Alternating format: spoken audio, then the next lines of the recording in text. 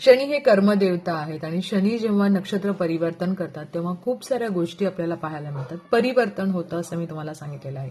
त्याचबरोबर शनी हा तुमच्या 10व्या आणि 11व्या घरामधले स्वामी आहेत. म्हणजे थोडक्यात असं म्हटलं कर्म आणि आई याचे स्वामी आहेत.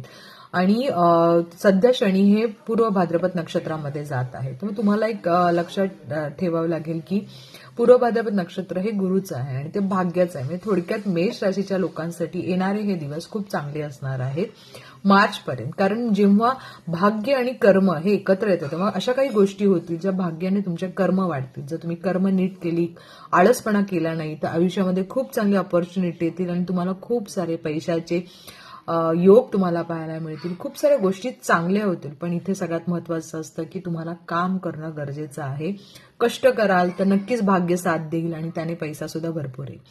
त्याचबरोबर एक लक्षात ठेवा 29 मार्चला जेव्हा ते जसं मी तुम्हाला सांगितलं याची 2 राशीमध्ये विभागणी केलेली आहे. कुंभ राशीमध्ये येतं 22-3 डिग्रीच्या ह्याच्यामध्ये आणि बाकीचे जे 20 डिग्री नंतरचा जो काळ येतो तो मीन राशीमधला येतो. मग जेव्हा ते मीन राशीमध्ये जेव्हा जाणार तेव्हा एक लक्षात घ्या की तुम्हाला मार्च नंतर 7.5 स्टार्ट होतीये. त्यामुळे आजारपण, पैसा खूप खर्च होऊ शकतो. काहीतरी अशा गोष्टी होतील ज्याने तुम्हाला मानसिक त्रास होईल. तर तुम्हाला चांगला सुद्धा आहे आणि वाईट सुद्धा आहे. तर येणारे हे दिवस तुम्हाला नक्कीच चांगले असतील. उपाय नक्की करा. Best of